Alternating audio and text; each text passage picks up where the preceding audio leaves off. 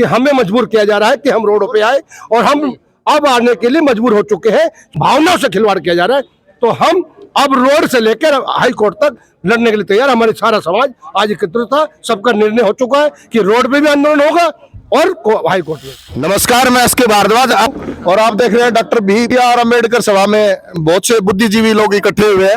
वार्डबंदी की गई है, 36 नगर निगम है, लेकिन आरक्षित सीट सिर्फ 3। ऐसा क्यों है और क्यों ये अत्याचार हो रहा है, आइए इनसे बातचीत करते हैं।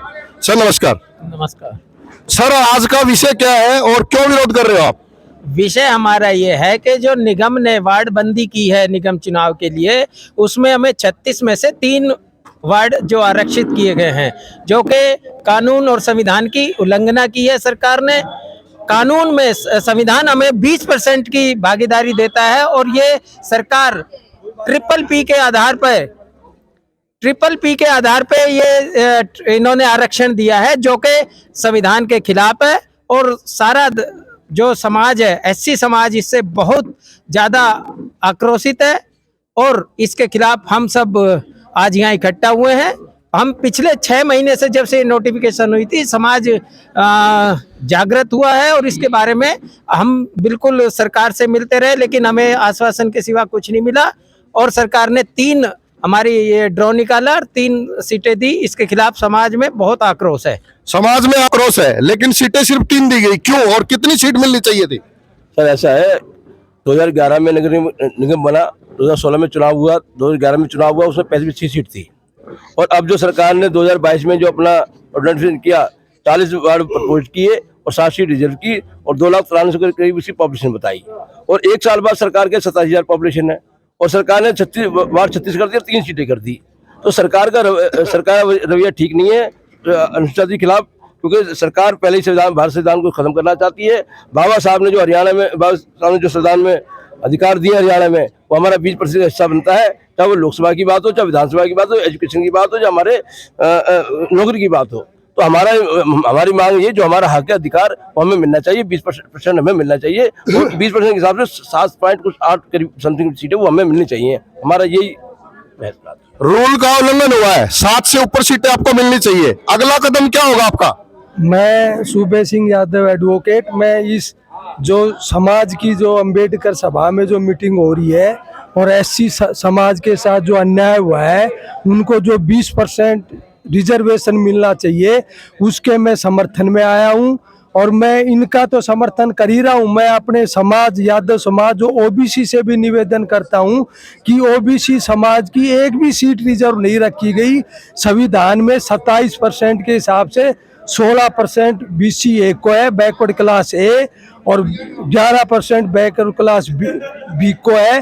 तो OBC को मिलाकर 27% है, जिसमें BCB को एक भी सीट नहीं दी। और SC समाज के साथ तो बहुत बड़ा अन्याय हुआ है। उनको 20% के हिसाब से उनकी 7 से 8% सीटें बनती है, उनको बिल्कुल 3 सीटें दी है, उनकी पॉपुलेशन कम कर दी। जबकि पूरे हिंदुस्तान में, पूरे गुड़गांव एक मिलेनियम सिटी है, पूरे हिंदुस्तान के लोग यहाँ आते हैं, माइग्रेट होते, यहाँ से कोई नहीं जाता यहाँ, बल्कि पॉपुलेशन बढ़नी चाहिए। और गवर्नमेंट अपने आंकड़ों में पॉपुलेशन इनकी कम दिखा रही है। ये सरासर अन्याय है, तानाशाही रवैया। इसके खिलाफ SC समाज और OBC समाज मिलकर लड़ेगा, सड़कों पर आंदोलन करेंगे, और हाई कोर्ट में जाएंगे, संविधान की रक्षा करेंगे। और बाबा साहब भीमराव अंबेडकर ने जो संविधान दिया था, उस संविधान को जो कुचला जा रहा है, तार किया जा रहा है, उसकी रक्षा के लिए भी हम प्रण लेते हैं। पॉपुलेशन बढ़ी है, फिर भी सीटें कम कर दी गई। खट्टर सरकार ऐसा क्यों कर रही है? देखिए, पॉपुलेशन बढ़ी है, सीट कम कर दी गई, लेकिन एक षड्यंत्र किया गया है। जो PPP की बात करते हैं, PPP में हर आदमी को ही जनरल स्वामित्व शो कर दिया है। हमारे पास हर रोज लोग आते हैं, क्योंकि हम चुनाव की तैयारी कर रहे हैं, लोग समाज की सेवा करते हैं, समाज कार्यालय खोला हुआ है, तो लोग हमारे पास आते हैं। जब उनका जो फैमिली पहचान पत्र देखते हैं, तो जनरल, सबको ही जनरल कैटेगरी में डाला हुआ है। कम से कम 50 परिवारों को तो पिछले महीने ही हमने जो उनका SC सर्टिफिकेट लगवा के उनको कन्वर्ट कराने का प्रयास कर रहे हैं। और ये सबसे बड़ा षड्यंत्र है। देखिए, अब की बार क्या डरा निकाला गया, किस बात का डरा निकाला गया? जब कभी भी डरा के माध्यम से कोई भी सीट रिजर्व नहीं होती है। वो एससी वो महिला के लिए डरा निकाला जाता है कि कौन सी महिला होगी और कौन सी महिला नहीं, उसके लिए डरा निकाला जाता है। नेकी एससी वार्ड बनाए जाते हैं, एससी वार्ड बनाए जाते हैं पॉपुलेशन पे। ऊपर टॉपर जो होते हैं, जहाँ एससी ज्यादा लोग आबादी है, उनको चिन्हित किया जाता है और उनको ही 1 2 3 4 5 जितने भी सीट बनती है, हमारी सीट 7+ बनती है, तो हमें यानी कि 8 सीट बनती है, तो हमें 8 सीट चाहिए। जब तक सरकार 8 सीट हमें नहीं देगी तब तक हम चैन से बैठने वाले नहीं। हम रोड से लेके और हाई कोर्ट तक है ना, इसका संघर्ष करेंगे, लड़ाई लड़ेंगे, मजबूती के साथ लड़ाई लड़ेंगे। लेकिन एक बात और बताना देना चाहता हूं मैं एसके न्यूज के माध्यम से कि ये आज की जो सरकार है, जिस तरह से ये मतलब ड्रा के माध्यम से रिजर्व बनाए 3 वार्ड, ये भी सरासर गलत है। ये सही प्रक्रिया नहीं है। प्रक्रिया जो है उस प्रक्रिया के तहत बनाया जाएगा। और दूसरी बात, एक आपके माध्यम से एक बात और बताना चाहता हूँ कि जहां हमारे लोगों की यानी कि शेड्यूल कास्ट के, अनुसूचित जनजाति के लोगों की या अनुसूचित जाति के लोगों की आबादी ज्यादा है, वहां घटा के दिखाई गई है। और जहां हमारी जो आबादी नहीं है, जहां हम लोगों की आबादी नहीं है, उन वार्डों को रिजर्व बनाया जा रहा है। क्यों? क्योंकि वे चाहते हैं कि वहां भी अगर कोई जीत के आए तो इनका प्यादा जीत के आए, कोई भी मिशनरी आदमी या समाज में काम करने वाला व्यक्ति बन के ना आए। तो हमारे आपके माध्यम से सरकार से ये भी अनुरोध है कि जहां हमारे लोगों की आबादी है, जिन क्षेत्रों में, जिन कॉलोनियों में हमारे लोगों की आबादी है, उन्हीं को चिन्हित करके उन्हीं को रिजर्व बनाया जाए। और हमारे 7+ बनते तो हमें 8 वार्ड का आरक्षण दिया जाए, 20% आरक्षण दिया जाए। उसमें कितने भी बनते हो, हमें 20% जो हरियाणा विधानसभा में भी, लोकसभा में भी, हरियाणा सरकार के किसी भी वैकेंसी में भी, टोटल में हमें 20% आरक्षण का प्रावधान हरियाणा सरकार में है। तो हमें वो ही चाहिए, इससे कम में हम बिल्कुल भी मानने वाले नहीं है। क्योंकि हमारे समाज के अंदर बहुत जबरदस्त आक्रोश है। कहीं ऐसा ना हो कि अभी तक तो हम संवैधानिक दायरे में रह के अपनी बात को रखते आ रहे हैं कि हमें मजबूर किया जा रहा है कि हम रोडों पे आए, और हम अब आने के लिए मजबूर हो चुके हैं। क्योंकि हमारे साथ बहुत बड़ा कुठाराघात किया जा रहा है, हमारी मतलब भावनाओं से खिलवाड़ किया जा रहा है। तो हम अब रोड से लेकर हाई कोर्ट तक लड़ने के लिए तैयार। हमारे सारा समाज आज एकत्रित था, सबका निर्णय हो चुका है कि रोड पे भी आंदोलन होगा और हाई कोर्ट में भी होगा। सर, पहले चुनाव डिले हुए, फिर जब चुनाव वार्डबंदी हुई तो अभी उसमें 3 सीटें, ऐसा क्यों है डॉक्टर साहब, क्यों अन्याय हो रहा है? देखो, संविधान से ऊपर सरकार नहीं है, संविधान से ऊपर प्रशासन नहीं है। सरकार ने जो पीपीपी को करके और इस तरह का जो षड्यंत्र किया है, ये बिल्कुल गलत किया है। सरकार को ये अच्छे से पता है कि जब वार्ड को रिजर्व करते हैं, इसका मतलब है कि वहाँ पे एससी की पॉपुलेशन ज़्यादा है। तो जब ये पता है तो बीच में पीपीपी को लाके और उन्होंने जो षड्यंत्र रचा है, इनकी मानसिकता पहले ही खराब थी। इनको पहले ही पता था कि हमें इस तरह के यहाँ पे घपलाबाजी करनी है, इसलिए इन्होंने ऐसा किया है। क्योंकि संविधान कहता है कि एससी को 20% आरक्षण है। ये पीपीपी क्या है सर, ये हमारे दर्शकों को थोड़ा समझाइए। देखिए, जो इन्होंने परिवार पहचान पत्र बनाया है, उसको शॉर्ट में पीपीपी का नाम दिया है जी। तो जो है, अभी हमारे साथी कुछ बता रहे थे, जो पीपीपी है, जो परिवार पहचान पत्र है, उसमें भी इन्होंने क्या किया है कि लोगों को घर बैठे ऑफिस में बैठ के फ़ोन किए हैं, और वहाँ पर जब फ़ोन किया तो सारी जानकारी ले ली, लेकिन उससे ये पूछा ही नहीं गया कि आपकी कास्ट क्या है, और अपनी मर्जी से उसको जनरल में डाल दिया। अपनी मर्जी से जनरल में डाल दिया, ऐसा क्यों हुआ सर, क्यों विरोध करेंगे आप? सर देखो, जब हमारी पहले 2 लाख से के आसपास आबादी थी जी, तो मैं हरियाणा सरकार से पहले तो ये पूछना चाहता हूँ कि हमारे जो दलित समाज के लोग हैं, क्या सरकार ने इस बात पे ध्यान दिया कि जो 1 लाख आपने PPP में कम किए, वो लोग कहाँ चले गए? क्या गुड़गांव में रोजगार कम हो गए, या रोजगार में भय का वातावरण है, या किस कारण है वो पलायन कर गए? सरकार को इस बात पे श्वेत पत्र जारी करना चाहिए कि लोग कहाँ गए। एक यूपी में आजम खां की भैंस गुम हो जाती है तो उसको पुलिस ढूंढ लाती है, हमारे तो 1 लाख आदमी गुम हो गए, हरियाणा सरकार कहाँ सो रही है? हमारे 1 लाख आदमी तो ढूंढ के जी।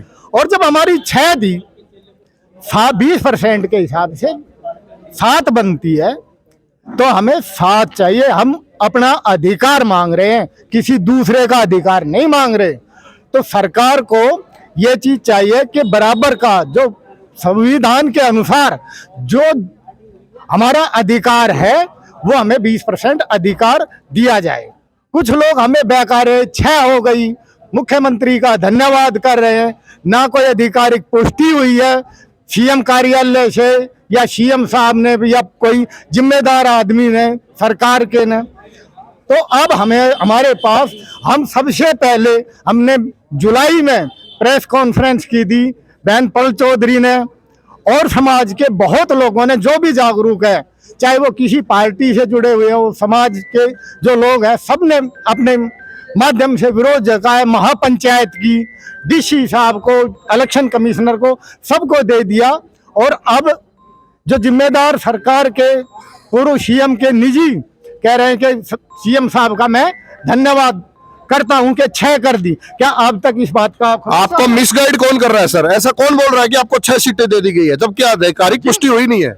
जिन लोगों से हम मिलते हैं सरकार से, चाहे वो प्रशासनिक अधिकारी है या सरकार के नुमाइंदे, चुने हुए नुमाइंदे हैं, जनता के चुने हुए नुमाइंदे हैं, सरकार के लगे हुए नुमाइंदे, उनके आश्वासन पे तो ये 6 महीने तक हम ट्वीट करते हैं, सीएम कार्यालय में ट्वीट करते हैं, जनता में ट्वीट करते हैं, फेसबुक पे डालते हैं, अखबार में देते हैं। हम मिलते हैं तो हमें कहते हैं कि आपके साथ अन्याय नहीं होने देंगे। और आज 6 महीने हो गए, अब हमें कोर्ट का रास्ता अपनाना पड़ेगा और अपनी ताकत दिखाना पड़ेगा। दलित समाज आज जागरूक है, पढ़ा लिखा है।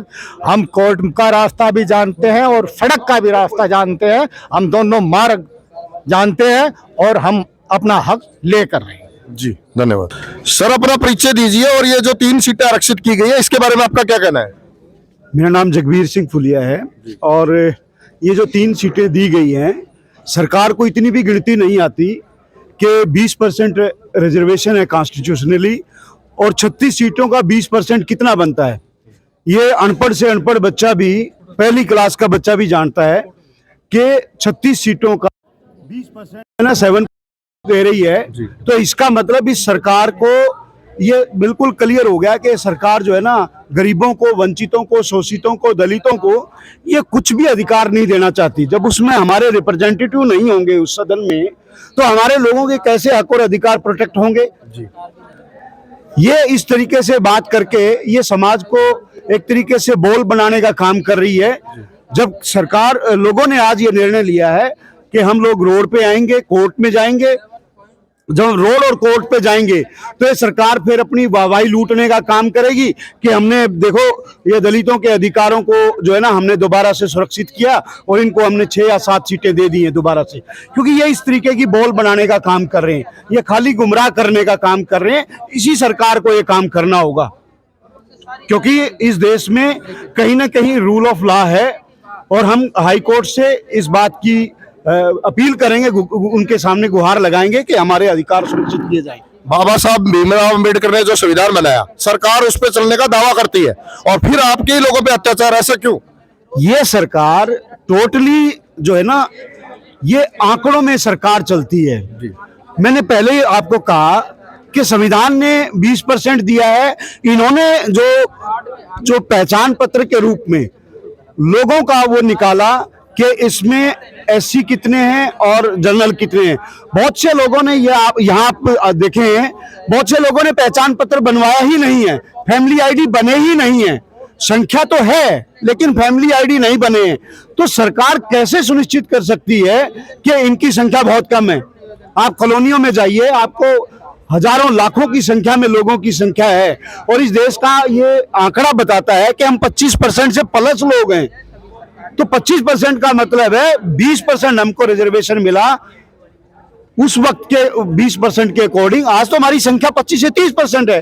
तो इस सरकार अगर ये दलित के पक्ष में रहना चाहती है तो हमें 25 से 30% आरक्षण दे।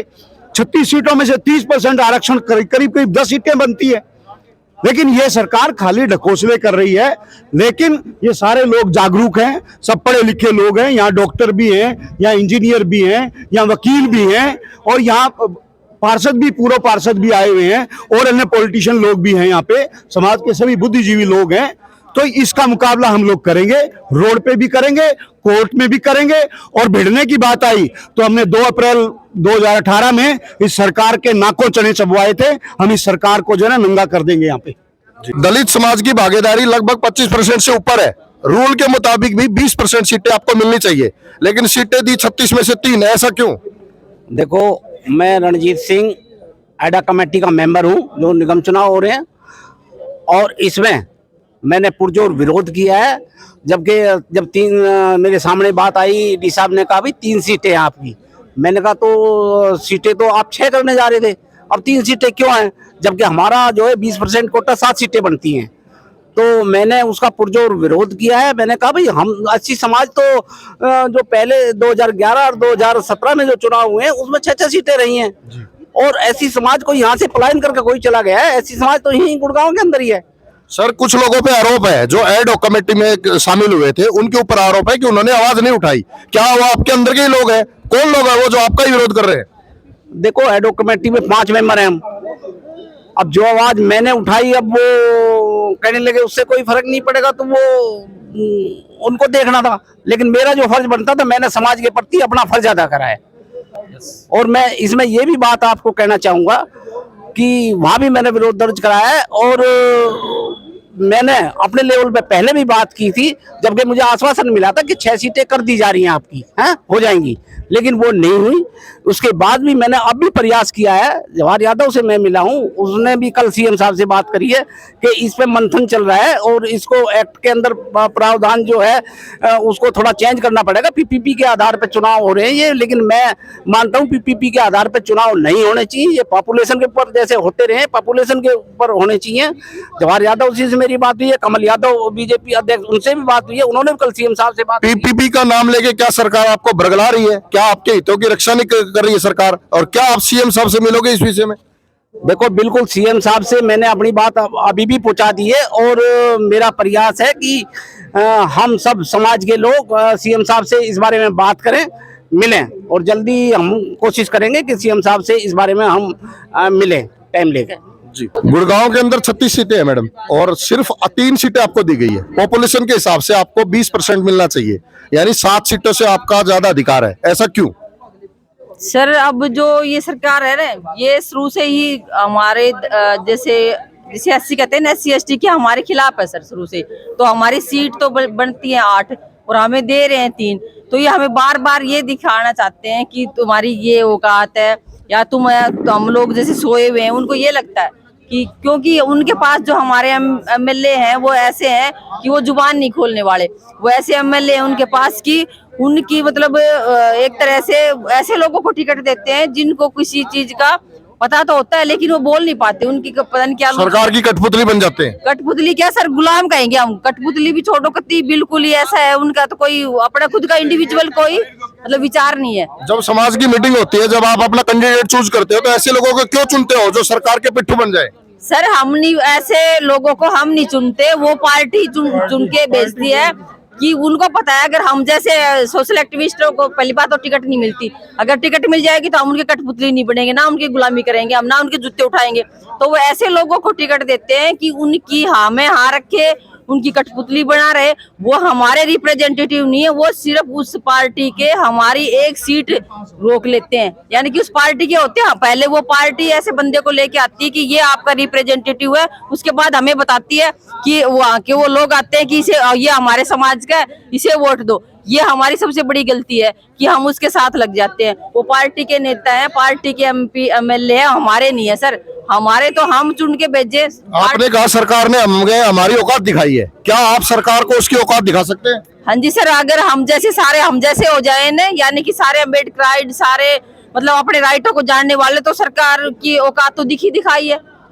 सरकार तो जानबूझ के हमसे एक तरह से गेम खेलती है कि बार बार देखना चाहती है कि कितने लोग अभी भी जिंदा हैं और कितने लोग दड़ मारे पड़े हैं। सर, मेन चीज ये है जी, और कुछ नहीं है। सरकार इसी चीजों में, इन्हीं चीजों में, आपने देखा होगा कोई स्वास्थ्य, शिक्षा या रोजगार की बात नहीं करती। सरकार सिर्फ और सिर्फ मुद्दे भटकाने के काम करती है। जब से आई है सरकार, जब से ही सरकार ने, आप चाहे किसानों का मुद्दा ले लो, चाहे SC/ST एट्रोसिटी का मुद्दा ले लो, या आप ड्राइवरों का मुद्दा ले लो या एजुकेशन का ले लो, हर बार उसने कोई गुणवत्ता का काम नहीं किया। सिर्फ जो चीजें हैं उनको उसी मतलब उनको खत्म करने का काम किया। हर चीज को, हर महकमे को निजीकरण यानी कि प्राइवेटाइजेशन कर दिया है और अयोग्य लोग हमारे सिर पे बैठे। सबसे बड़ी बात ये है, मेन चीज ये है कि अयोग्य लोग, अगर हम जैसे योग्य लोग बोल ही रहे तो अयोग्य लोग हमारे सिर पे बैठ के राज कर रहे हैं। मेन ये है। प्रधान जी, सरकार हर वर्ग को टारगेट कर रही है, कभी मजदूर वर्ग, कभी आप लगा लीजिए, आप ये अभी एससी समाज पे लगा लीजिए, ऐसा क्यों कर रही है सरकार? देखो, सरकार कहीं ना कहीं जो अभी हमारा जो वार्डों का आरक्षण हुआ है उसमें जो दलित समाज का जो आरक्षण के में कटौती की गई है, ये कहीं ना कहीं सरकार का दलित विरोधी चेहरा जो है वो सामने आ रहा है। सरकार नहीं चाहती कि अनुसूचित जाति के लोगों का राजनीति के अंदर भागीदारी रहे और ये लोग इस देश का, इस प्रदेश का नेतृत्व करें। तो एक भली भांति जानबूझकर मतलब एक साजिश के तहत हमारा जो ये कोटा है उसको घटाया जा रहा है, लेकिन दलित समाज इसको बिल्कुल बर्दाश्त नहीं करेगा। इसके लिए चाहे हमें सड़कों पे उतरना पड़े, आंदोलन करना पड़े, चाहे प्रदेश स्तर का आंदोलन हो, चाहे देश भर का आंदोलन हो, क्योंकि कहीं ना कहीं हमारे जो अधिकारों का जो हनन किया जा रहा है इसको दलित समाज बिल्कुल भी बर्दाश्त नहीं करेगा। हम आपके चैनल के माध्यम से सरकार को ये चेताना चाहते हैं कि सरकार या तो हमारा जो अधिकार है वो हमें पूर्ण रूप से दे, वरना सरकार एक बड़े आंदोलन के लिए तैयार रहे और आने वाले चुनाव के अंदर सरकार को इसका खामियाजा भुगतना भी पड़ेगा। सरकार आपके अधिकारों का हनन कर रही है, क्या सरकार को डर नहीं है? क्या सरकार को दलित समाज का वोट नहीं चाहिए? क्या आपके आंदोलन से सरकार को डर नहीं लगता? बिल्कुल, सरकार को डरना पड़ेगा और दलित समाज के सामने सरकार को घुटने टेकने पड़ेंगे। जो हमारा अधिकार बाबा साहब ने जो हमें दिया है वो सरकार को देना पड़ेगा। अगर ये हमें भाईचारे में दे देंगे तो ठीक है, नहीं तो हम संघर्ष की लड़ाई के लिए आज रणनीति तैयार कर दी गई है। आने वाले समय में बहुत बड़े आंदोलन की तैयारी होगी, जो सरकार के पैर के पीछे जमीन खिसक जाएगी। जब हजारों की तादाद में दलित समाज सड़कों पे आएगा, चक्का जाम करेगा, तो कहीं ना कहीं सरकार को इसके बारे में सोचना पड़ेगा और उनको ये भी पता लग जाएगा कि दलित के अंदर क्या ताकत है। जैसा कि एक बार इन्होंने हमारे संविधान के अंदर छेड़छाड़ करने की कोशिश की थी। 2 अप्रैल का जो हमारा एट्रोसिटी एक्ट के तहत जो एक आंदोलन हुआ था वो एक इनके लिए सीख थी और उसी चीज को हम बताते हुए अगर इस प्रकार से सरकार जल्दी बाज नहीं आई तो उससे भी बड़ा आंदोलन होगा जो सरकार की नींव को बिल्कुल हिला के रख देगा। अब इस चुनाव सर पर है, या तो सरकार हमारा अधिकार हमें पूर्ण रूप से दे दे, वरना एक आंदोलन के लिए सरकार तैयार रहे। सरकार तो ये कह रही है हम बाबा साहब के संविधान के अनुसार ही चलते हैं और फिर भी ऐसी कार्रवाई करते हैं कि आपको सिर्फ 3 सीटें। सरकार ने शायद बाबा साहब के संविधान को पढ़ा ही नहीं है। अगर वो पढ़ते तो ये ना कहते कि हम बाबा साहब के संविधान के अनुसार चल रहे हैं। लोकसभा के अंदर हमारा 20% आरक्षण है, विधानसभा में हमारा 20% आरक्षण है, तो कॉरपोरेशन या पंचायतों में हमारा आरक्षण कहाँ जा रहा है? तो सरासर कहीं ना कहीं ये दलित समाज को दबाने की एक नीति है और उसको खत्म करने के लिए धीरे धीरे हम निचले स्तर से हम इसको खत्म करेंगे। तो जो हमारी भागीदारी राजनीति के अंदर है उसको खत्म करने के लिए ये सारा प्रोपगेंडा रचा जा रहा है। महिलाओं की क्या भागीदारी रहेगी और क्या कहना चाहते हो आप? सर, महिलाओं की भागीदारी तो इसमें इस सरकार की बात कर रहे हो या अभी वार्ड इलेक्शन की बात कर रहे हो? वार्ड इलेक्शन की बात कर रहा हूँ। वार्ड इलेक्शन में सर अगर एससी की बात करी जाए तो सिर्फ एक महिला सीट रिजर्व करी है। एससी की सिर्फ एक सीट रिजर्व करी है। और महिलाओं की पहली बात तो जो मेरी बहनें आती हैं इलेक्शन लड़के, वो महिला खुद काम नहीं करती, उनके हस्बैंड या उनके भाई या उनके ससुर काम करते हैं। वो सिर्फ एक रबड़ स्टैंप है, वो कोई महिला रिप्रेजेंटेटिव नहीं है। क्योंकि मेरी बहनों को शायद हो सकता है बात बुरी लगे, क्योंकि अगर मान लो हम कहीं भी किसी भी आप गांव में भी चले जाइए, शहर में भी कितनी पढ़ी लिखी बहनें हैं, उनको अपने राइट का ही नहीं पता। वो सिर्फ एक रबड़ स्टैंप है। और अभी आपने उनसे पूछा मेरे सहयोगी साथी से कि ये कहते हैं कि हम बाबा साहब के संविधान के अकॉर्डिंग काम करते हैं। ये सिर्फ बाबा साहब की तस्वीर दिखा के उनकी तस्वीर पे माला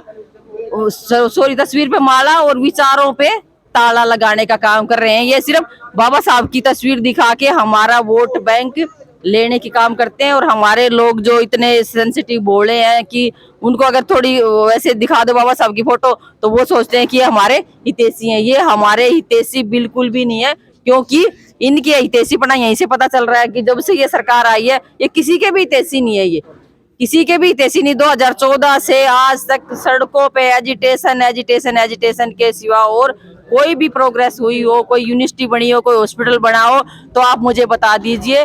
और सिर्फ इनका मुद्दा अलग है, वो आपको ही पता है। इसलिए हम आपके ये न्यूज़ चैनल आपका जो है इसके थ्रू एस के न्यूज वर्ल्ड के माध्यम से या न्यूज अपडेट के माध्यम से हम यही बताना चाहते हैं कि इनका जो मुद्दा हुआ आप डेली कवर करते हो, क्या मुद्दा है इनको, लोगों को बेवकूफ बना के, अनपढ़ बना के, बेरोजगार रख के और सिर्फ धर्म की अफीम चटा के रखना उनको, ताकि वो किसी भी चीज पे क्वेश्चन ना कर सके, ना अपने रोजगार की बात करें, ना अपने स्वास्थ्य की, ना अपने बच्चों के फ्यूचर की। यानी कि इनके, मेरे कहने का मतलब है, इनका सिर्फ एक मुद्दा है, लोगों को बेवकूफ बना के अपना राजपाट कायम रखना। मेरा अंतिम क्वेश्चन आपसे, आपने महिलाओं के बारे में बोला कि जो महिला चुन के आती है उनके पति काम करते हैं या उनके देवर जेठ काम करते हैं, ऐसी महिलाओं के लिए क्या संदेश है, और वो महिलाएं समाज के लिए काम करें उनके लिए आपका क्या सजेशन है?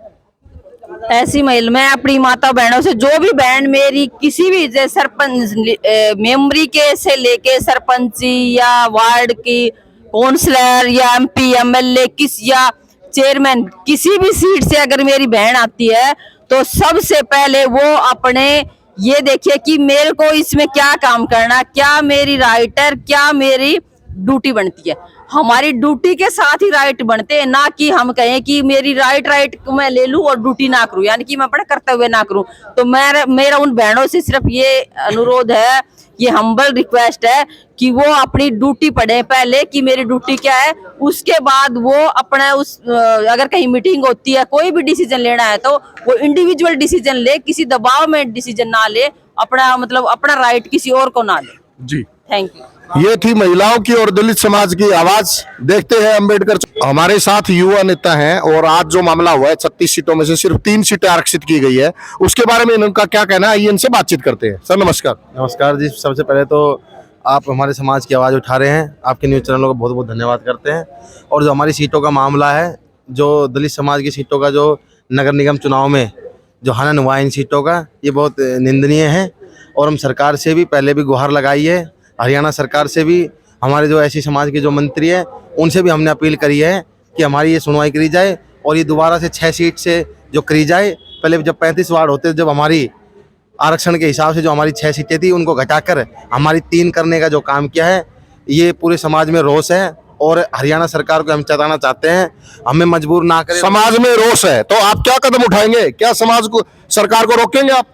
नहीं, सरकार के खिलाफ जो भी विरोध धरना प्रदर्शन है वो हम करेंगे। जो हमारे बुजुर्गों ने, जो हमारी पंचायत ने आज फैसला लिया है, रही बात कोर्ट में जाने की, हम कोर्ट का सहारा लेंगे और हम रोड पे भी अपना विरोध दर्ज कराकर अपनी ये बात मनवाने का काम करेंगे। सरकार दिल्ली धरना प्रदर्शन होता है, सरकार उनको कुचल देती है, आप अपनी आवाज कैसे उठाएंगे, कैसे प्रूव करेंगे कि आपको 7 सीटें ही मिलनी चाहिए? नहीं, देखिए, मान्यवर कांशीराम साहब कहते हैं, जब तुम्हारी विधानसभा और तुम्हारी पार्लियामेंट में ना सुनवाई हो और तुम्हारी नेता सुनवाई ना करे तो आप लोग अपना रोडों पे आके विरोध दर्ज कराए। रोड पे अगर आ पाए तो आप पे मुकदमे लगेंगे। देखिए जी, समाज के लिए मुकदमा झेलने के लिए तैयार है, परंतु जब भी दलित समाज ने कोई विरोध प्रदर्शन किया है, शांतिपूर्वक करने का काम किया है, अब भी हम शांतिपूर्वक धरना प्रदर्शन कर, कानून व्यवस्था को हाथ में ना लेकर कानून का सम्मान करते हुए हम अपना विरोध प्रदर्शन दर्ज कराएंगे समाज के हक में। तीसरी बार सरकार बनने जा रही है, मोदी सरकार कह रही है कि हम तीसरी बार सरकार बनाएंगे, और नीचे भी खट्टर सरकार का नारा है, अब की बार तीसरी बार खट्टर सरकार। वो समय बताएगा जी, वो समय बताएगा, हरियाणा की जनता बताएगी, देश की जनता बताएगी सरकार किसकी बनेगी। जी, भोपाल से इस आवाज को कहां तक पहुंचती है, क्या गुड़गांव में 7 सीटें मिलेगी दलित समाज को, इसका इंतजार करते हैं। धन्यवाद।